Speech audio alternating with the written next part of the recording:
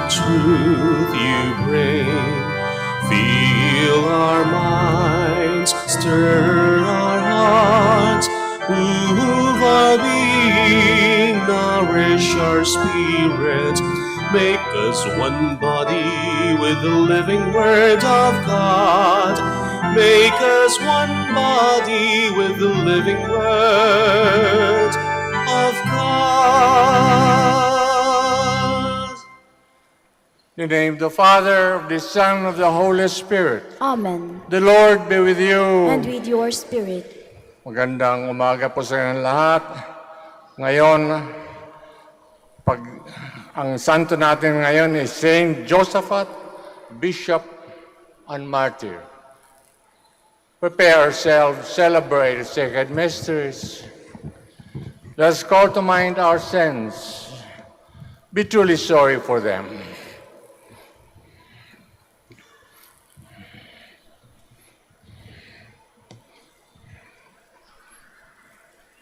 I confess, Almighty God, And to you, my brothers and sisters, that I have greatly sinned in my thoughts and in my words, in what I have done and in what I have failed to do, through my most grievous fault. Therefore I ask Blessed Mary, ever Virgin, all the angels and saints, and you, my brothers and sisters, to pray for me to the Lord our God. may Almighty God of mercy on us, forgive us our sins, bring us to everlasting life. Amen. Lord have mercy. Lord have mercy. Christ have mercy. Christ have mercy. Lord have mercy. Lord have mercy. Let us pray.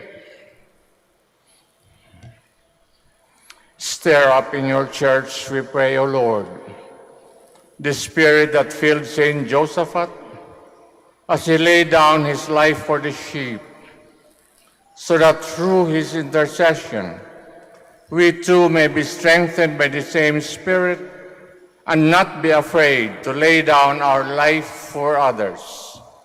Through our Lord Jesus Christ, your Son, who lives and reigns with you and the Holy Spirit, one God forever and ever. Amen. Please be seated. A reading from the third letter of St. John. Beloved, you are faithful in all you do for the brothers and sisters, especially for strangers.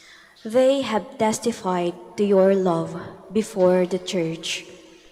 Please help them in a way worthy of God to continue their journey, for they have set out for the sake of the name and are accepting nothing from the pagans. Therefore, we ought to support such persons so that we may be co-workers in the truth. The word of the Lord. Thanks be to God. Blessed the man who fears the Lord. Bless the man who fears the Lord. Blessed the man who fears the Lord, who greatly delights in his commands. His posterity shall be mighty upon the earth. The upright generation shall be blessed. Bless the man who fears the Lord. Wealth and riches shall be in his house. His generosity shall endure forever. Light shines through the darkness for the upright. He is gracious and merciful and just. Bless the man who fears the Lord. Well for the man who is gracious and lends, who conducts his affairs with justice. He shall never be moved. The just one shall be in everlasting remembrance. Bless the man who fears the Lord. Please stand.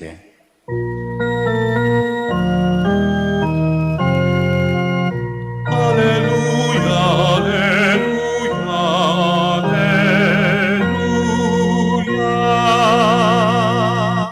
God has called us through the gospel to possess the glory of our Lord Jesus Christ. Alleluia, alleluia, alleluia. The Lord be with you. And with your spirit. A reading from the Holy Gospel according to Luke. Glory to you, O Lord.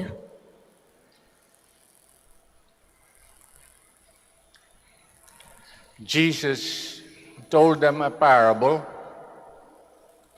to show them that they should pray continually and not lose heart. He said, in a certain town, there was a judge who neither feared God nor people. In the same town, there was a widow who kept coming to him saying, "Defend my rights against my adversary." For a time, he refused.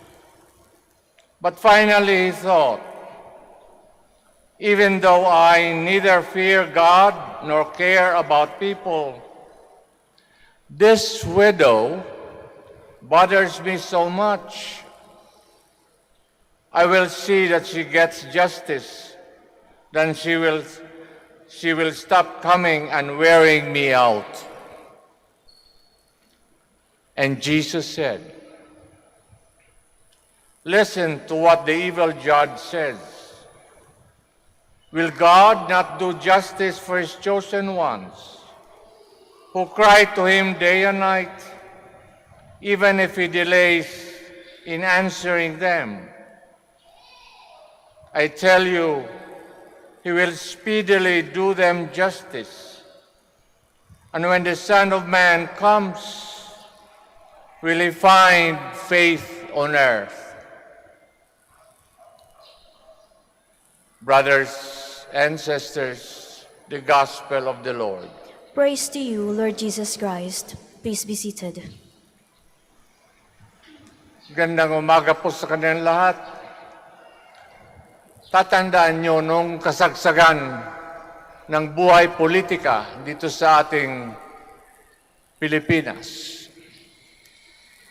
Ang paborito ng tao ay ang kasabihan, "Tama na, sobra na, ihinto na." Dumarating ang panahon sa atin na minsan nararamdaman natin na tayo'y nagsasawa sa nangyayari sa buhay natin. Nagsasawa rin. Nagsasawa sa kagagawa ng kasamaan. Nagsasawa rin. Maraming pera na sa pandaraya. Hindi naman nagagawa niya, nagagamit. Nawala ng lasa. Pag sobra na. Para bang busog na busog ang tao, hindi na niya gustong kumain pa. Sa Gospel ni Luke ngayon, may sinabi niya, "This is a parable." Kung nakinig kayo mabuti, parable. Ano po ba ang parable? Ang parable ay salita ng Diyos na parang tinutulak na tayo na magbagong buhay na. Ganon ang ganon na lang. Kaya maski ang ating anghel, nagsasawa na sa atin. Ang parable ay ibig sabihin, dumarating ang panahon sa buhay natin na parang tayo'y pinagsasabihan, "Tama na, sobra na, ihinto na yan." Parables ay salita ng Diyos na parang binibigyan tayo ng bilang, isa pa. Di ba? Pag naiinis na tayo, isa pa. Pangalawa pa. Pag pinaabot mo ng pangatlo, ay makikita mo. Dumarating sa buhay natin yan. Sobra-sobra na. At dapat ihinto na. Otherwise,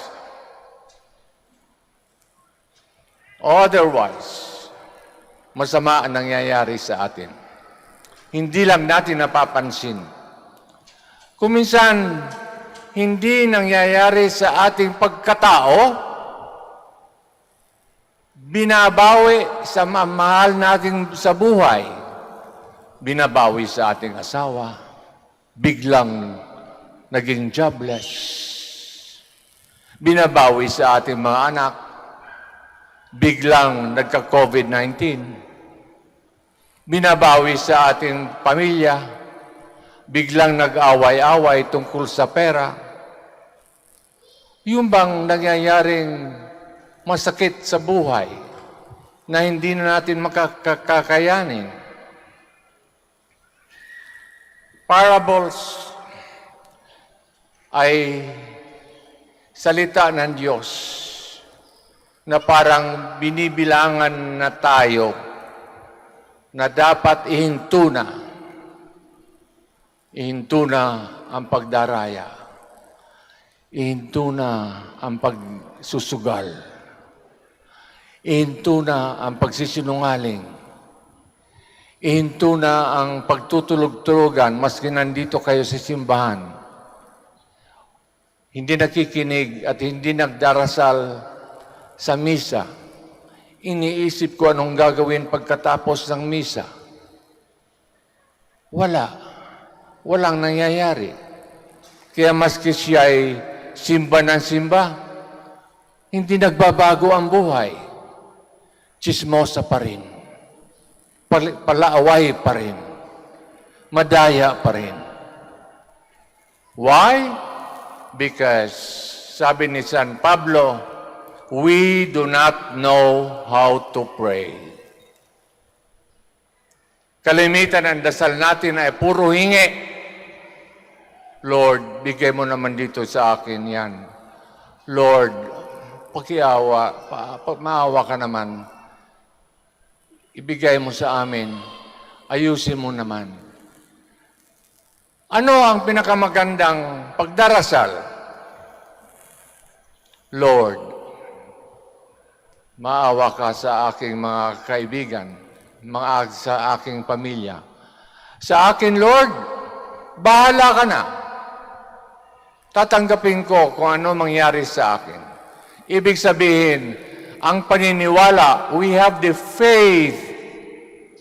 Paniniwala kung ano mangyari sa atin, yun ang galing sa taas. Kaya huwag tayo reklamo ng reklamo. Napakaingay. Complaining person. Magdasal po tayo.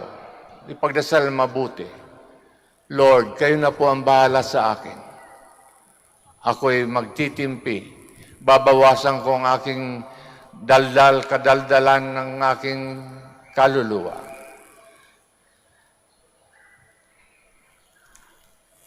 We now all stand for the prayers of the faithful. Magsitayo po tayo. We must pray unceasingly. Never lose heart. Our God will see justice done to His chosen ones, who cry out to Him day and night. Encouraged by this teaching of our Lord, let us come to the Father with our intercessions. Ang isasagot po natin, Lord, hear our prayer. Lord, hear our prayer, that the Church, through its ministers, may persevere amidst all her trials and tribulations, and never lose confidence in proclaiming the gospel. Let us pray to the Lord. Lord, hear our prayer. That those who are discouraged and are tempted to give up the struggle in leading a good life may find new inspiration in the faithfulness of God.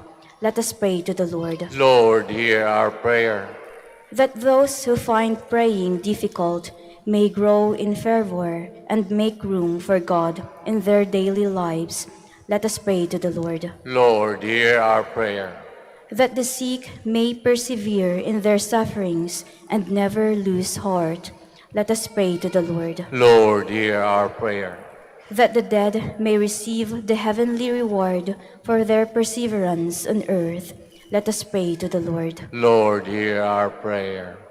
Huwag nating kalimutan ang leksyon ng gospel ngayon. Huwag tayo mapagod sa kakasimba.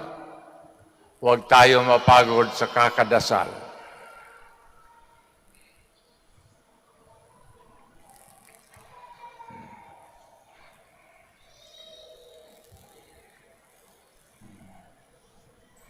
Heavenly Father, we entrust our needs to you. Show us the way to pray unceasingly, so that we may always be united to you. We ask this through Christ our Lord. Amen. Please be seated.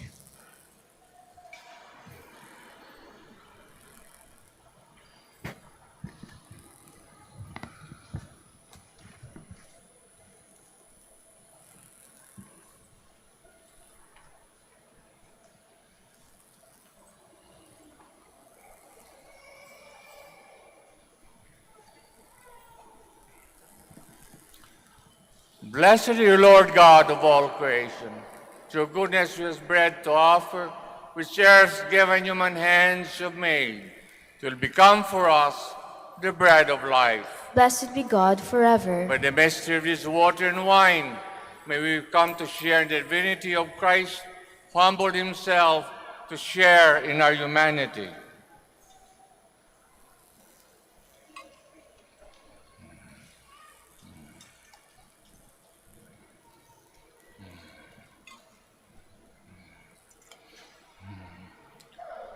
Blessed is the Lord God of all creation. Through goodness we have received the wine we offer you. Fruit of the divine work of human hands, it will become our spiritual drink. Blessed be God forever. Lord God, we ask you to receive us. Be pleased with the sacrifice we offer you with humble, contrite hearts.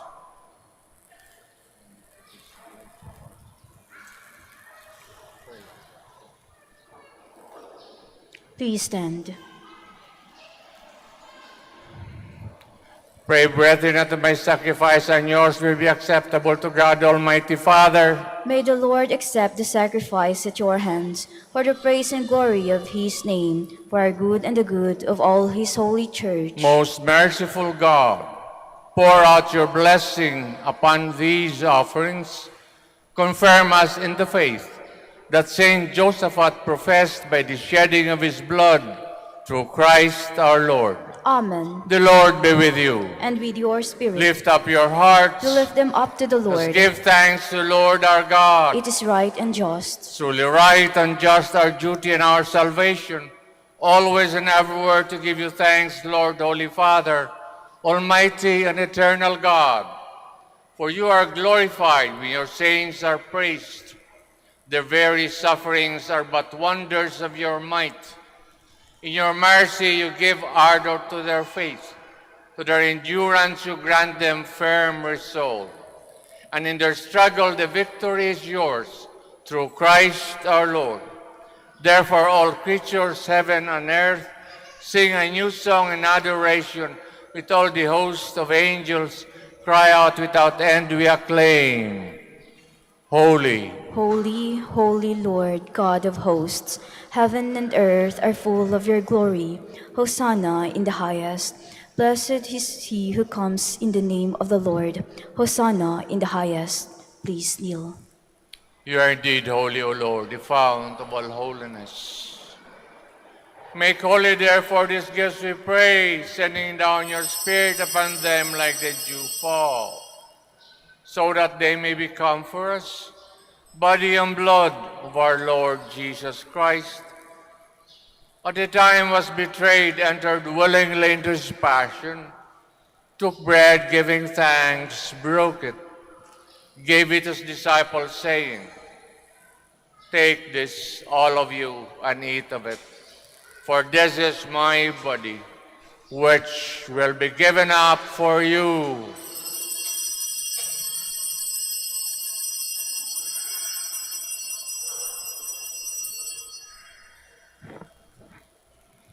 Similar way, when supper was ended, took the chalice once more, giving thanks, gave it to his disciples, saying, "Take this, all of you, and drink from it, for this is the chalice of my blood, the blood of the new eternal covenant, that will be poured out for you and for many for the forgiveness of sins.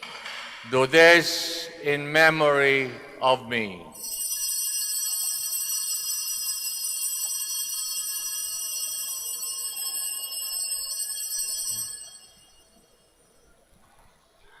The mystery of faith. When we eat this bread and drink this cup, we proclaim your death, O Lord, until you come again. Therefore, as we celebrate the memorial of his death and resurrection, we offer you, Lord, the bread of life, the chalice of salvation, giving thanks of held us worthy to be in your presence and minister to you. Humbly we pray, partaking of the body and blood of Christ, may be gathered into one by the Holy Spirit. Remember, Lord, your church spread throughout the world. Bring her to the fullness of charity, together with Francis, our Pope, Socrates, our Archbishop, Fidelis, the Auxiliary, and all the clergy. Pagdasal natin ang mga ating kadugo na nauna sa atin lumipat sa kabilang mundo, mga namatay.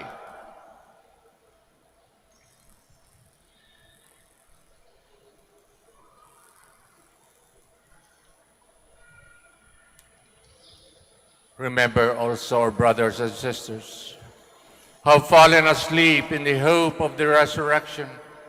All have died in your mercy. Welcome them into the light of your face. Have mercy on us all, we pray. Blessed Virgin Mary, Mother of God, Saint Josaphat, spouse, the blessed apostles, Saint Dominic, and all the saints who have pleased you throughout the ages, may merit to be co-heirs to eternal life. May praise and glorify you to your Son, Jesus Christ. Through him, with him, in him. O God, Almighty Father, the unity of the Holy Spirit, all glory and honor is yours forever and ever. Amen. Please stand. Let us now pray with confidence to the Father in the words our Savior taught us. Our Father in heaven, holy be your name. Your kingdom come. Your will be done on earth as in heaven. Give us today our daily bread. Forgive us our trespasses, as we forgive those who trespass against us. Lead us not into temptation, but deliver us from evil. Deliver us, Lord, we pray, from every evil. Graciously grant peace in our days. By the help of your mercy, may be always free from sin, safe from all distress, as we await the blessed hope for the coming of our Savior, Jesus Christ. For the kingdom, the power, and the glory are yours, now and forever. Lord Jesus Christ, who said to your apostles, "Peace I leave you, my peace I give you." Look not on our sins, but on the faith of your church, and graciously grant her peace and unity in accordance with your will, who live and reign forever and ever. Amen. Peace of the Lord be with you always. And with your spirit. Let us offer each other the sign of peace. Magbatian po tayo, peace be with you. Sana magkaroon ng kapayapaan ang ating mga kaluluwa.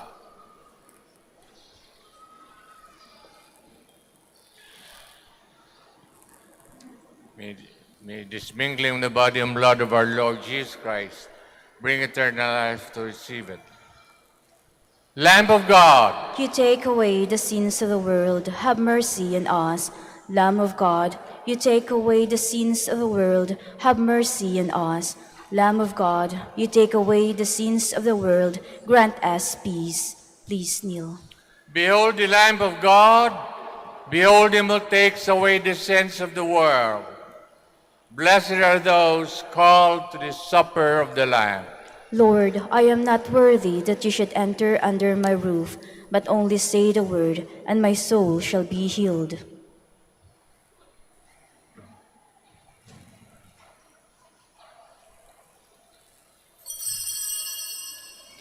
Paalala po sa lahat sa inyong pagtanggap ng komunyon. Bago mo humarap sa magbibigay ng komunyon, pakibaba na po ang face mask. Kapag sinabi sa inyo, Body of Christ, tanggapin ng inyong dalawang kamay ang hostya at sumagot ng amen at isubo na agad ang hostya. Huwag po ninyong isubo habang naglalakad at lalong huwag dalhin sa upuan ang hostya upang maiwasan po ang pagkahulog nito. Salamat po.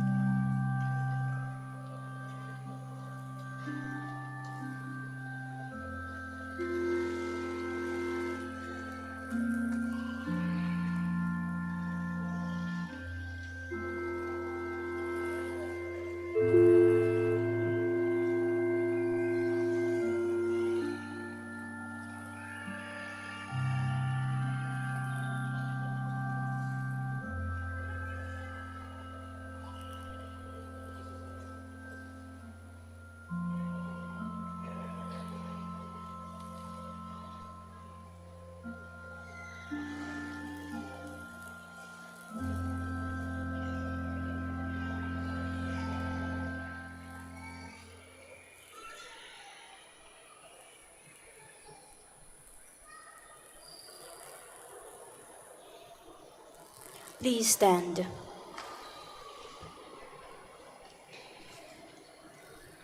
Let us pray. May this heavenly table, O Lord, bestow on us a spirit of fortitude and peace, so that following Saint Josaphat's example, we may willingly spend our lives working for the honor and unity of the Church through Christ our Lord. Amen. The Lord be with you. And with your spirit. May Almighty God bless us all, the Father, the Son, the Holy Spirit. Amen. The Mass is ended. We go in peace. Thanks be to God.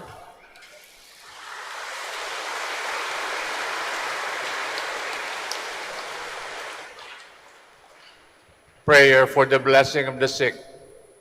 May sakit sa kaluluwa, sa konsyensya, sakit sa ugali. God, our Almighty Father, by your blessing, give us strength, support in our frailty.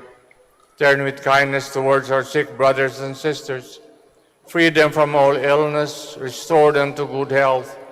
Through the intercession of Our Lady of the Rosary of Manaoag, so that in the sure knowledge of your goodness, they will gratefully bless your holy name. We ask this through Christ our Lord. Amen. Blessing of rosaries and other religious articles. In memory of the mysteries of life, death, and resurrection of our Lord Jesus Christ, to the honor and glory of Blessed Virgin Mary, Mother of Christ, Mother of the Church, Our Lady of the Rosary of Manaoag, may these rosaries, images, candles, oil, and other religious articles be blessed, made holy. In the name of the Father, the Son, the Holy Spirit. Amen. Go in peace. Immaculate Mother.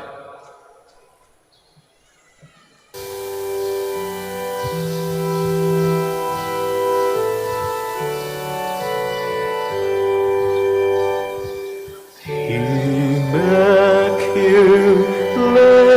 Mother, we come at thy call, and lo, at thy altar before thee we fall. Ave, Ave, Ave Maria. Ave, Ave, Ave Maria. In grief and temptation, in joy and in pain, we'll seek thee, our Mother, nor seek thee in vain.